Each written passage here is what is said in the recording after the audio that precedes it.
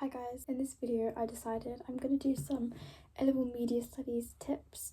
So for reference I did do the wjec eduquas exam board for A-level and I was actually predicted A's throughout, I was continuously getting A's throughout my entire course. And then I was predicted an A star, but I actually ended up getting B in my overall grade. And this was due to like external things, but we got good questions. But me personally, my exams went very badly, and there were just lots of different things that happened and factors that caused that. So I'm going to be giving some general advice, and you can either choose to listen to some or not others. And if you would like any questions answers, just stick them below. But first of all, I would like to say that obviously because the set texts are all different, this is mainly going to be general advice just for the different components and stuff. The first one is Quizlet, and if you guys have watched my religious studies video, you would have heard me speak about this before. I did have Quizlet Plus, and I found it very helpful because if you don't know, you can do diagrams on there and annotate them, and then these can turn into flashcards, or you can just use them in an annotation sense. Of course you can still do this like on paper, that's absolutely fine, and I think in class we did that as well. It's just on Quizlet is good because you can have it wherever you go, of course. I also did just use your standard flashcards, and for media, because there is quite a lot of content, I think that a lot of people don't want to make flashcards just because it takes so long, but on Quizlet there are pre-made ones, and there are also ones made by other people if you just search up what set text you're doing or what exam board you're doing, and I will link all of mine down below, although I don't think you'll get the annotation feature if you don't have Quizlet Plus, but I do have some which are just kind of general topics, so like newspapers, industry, that's the same for everyone regardless of your set text, so I'll just link them all down below. The YouTube channel Miss Fisher, and her videos are really good. I did originally not watch her videos, but then I kind of got into her videos a bit more. So she basically just takes you through all the main information and facts you need to know. You know, you can watch these and take notes, or sometimes it's just good to listen to as a like podcast type thing, or just have someone else explain it to you. But then there is another podcast which I literally listen to religiously, and honestly it helped me so much. It's the St. Thomas More Catholic School podcast, and again I'll link it down below. I don't really know how I came across it, but they also just kind of take you through the set text and everything you need to know. Then for each set text, I'm not sure how well known this one is, but for each set text there are these kind of fact sheet things where you can have all the main information that you need to know, and it will literally be on there everything that you will ever need to know. So sometimes it is difficult because you can get crammed and overloaded with so much info. I would say to use your lesson PowerPoints and your teaching notes that you have in your notebooks as your basis, and then on top of that use the set text, use the podcasts and the YouTube videos. So for the set text, a lot of people would highlight them, make notes around them.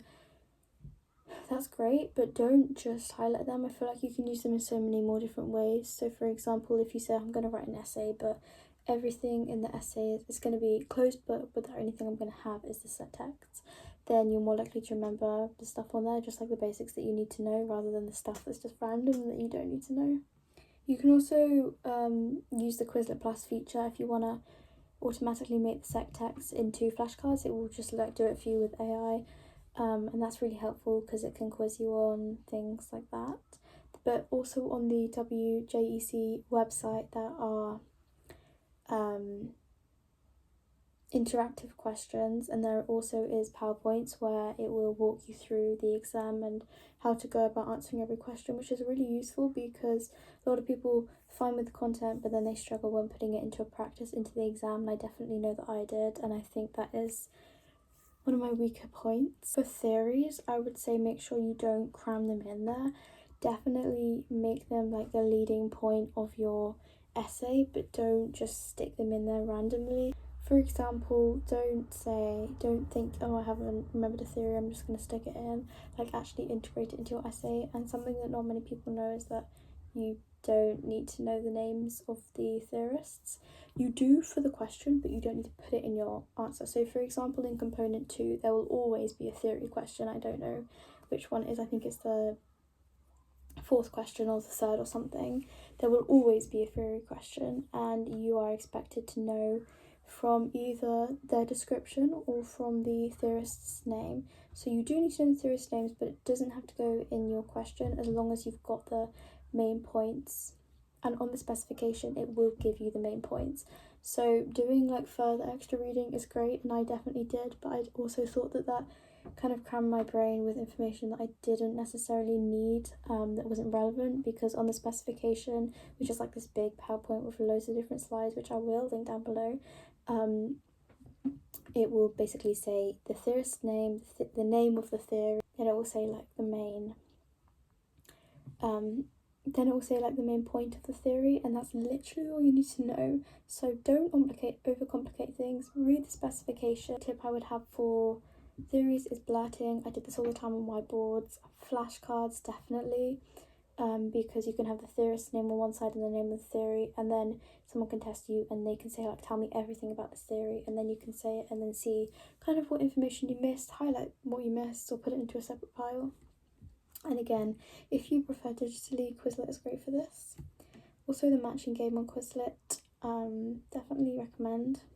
Another thing I actually kind of thought about was I didn't see media as a subject or like a topic for me, because of course it's something I'm very much interested in. I mean, I am going on to study it at university in a few weeks, but basically I decided I was going to consume the media as a consumer, because I'm a consumer anyway, but I'm not just studying media.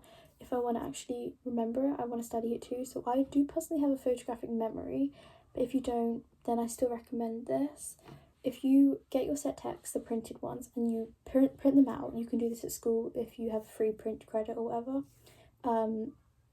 and stick them around your house, around places that you're going to see them regularly. So personally, I only did this about 1 or 2 months close to exam time. So literally just here, I had like Kiss of the Vampire, Daily Mirror, Daily Mail, like Boris Johnson right there. I had the Times, and I had the Tide advert right there.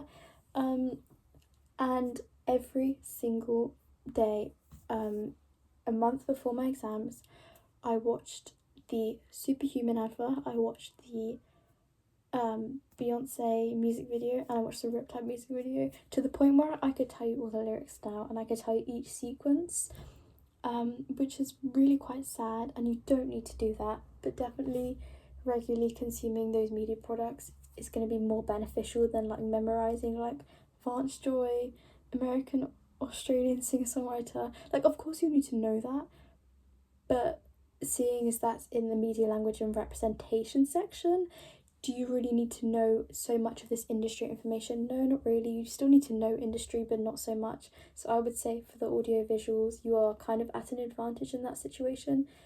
Actually do consume them as a consumer. You can also do this with theory. So just behind me there, I had all of my theories stuck on the wall. I printed those ones at school actually, and I just had the name of the theory and the theorists, and I literally would read them all before bed. But also just seeing them there, like the main keywords, like I would see like Stuart Hall, reception theory, or like Van Zooneman, feminist theory. Even just seeing that, I felt like really helped me. Another obvious one is doing past papers. So you can probably find these on the an exam board website, and I will link some below. But also practice papers, I'm not really sure where you can find these, but I'll try and find them. So they're like the Zigzag, which is the company I suppose, and past papers. These were extremely helpful, and I recognised some of the set text from GCSE. I didn't do the same exam board, but I recognised them because I did some GCSE tutoring or whatever in media, for some other students. But even just doing that is really helpful. Something that I definitely lost marks on, because obviously you've got the 30 mark, or is it 40? I think it's 30 unseen audiovisual in the first question in component 1, and I would always lose so many marks on that question. So what I did was I went through, I did all the practice papers, but I would only do question 1, for example, just because that's where I would always lose marks, and just it's really helpful doing it under timed conditions. At first you don't have to do it under timed, but I would definitely recommend doing a few timed conditions, unseen, audiovisual, and print as well, or unseen. I think unseen in general, just do as many practice questions as you can. Even if you just search up like advertisement for this, you can do something that interests you. For example, you don't even have to do the practice paper ones. I also forgot to mention this, but for the consuming media thing, for the online media element, I did Attitude and Zoella, and I did actually watch some of her videos, and I did spend some time on websites such as The Big Issue, Attitude, the Vogue website, for example. But that's just like personal interest. You don't have to do that. I definitely think for online media you obviously do, but outside of that you don't really. So I'm just consuming more recent videos. You know, on the online media section you are allowed to reference anything regardless of the date it was updated or whatever. So of course everyone's exam questions will be different because everyone will have recently checked it on this at the last time, and I know that some people were checking it like before the exam, just like to see if there's any interesting things that they could write about. I don't see anything wrong with that personally, so yeah, definitely just consume your media. The very last thing that I would like to say is I don't recommend the textbooks, if I'm 100% honest. So for this exam board, I don't recommend textbook at all actually. I bought them, they were extremely expensive. I think it's because of the amount of colour in them. It was the biggest waste of money ever. I never used them, and when I did, they were heavy and they were just not helpful by any means. I'll put like a picture of them here. It is the revised edition, which means that they literally came out last year, like on the year that I started my A-levels, which was probably why they were so expensive. But I don't recommend them. You can easily get like an A without these textbooks, like by all means don't. And if anyone would be interested in my NEA project, I'm happy to also share that, although again I wasn't necessarily overly happy with that project, which did kind of average out my grade to a B as well, because it wasn't my best work, which is strange seeing as it was mainly photography and like creative work.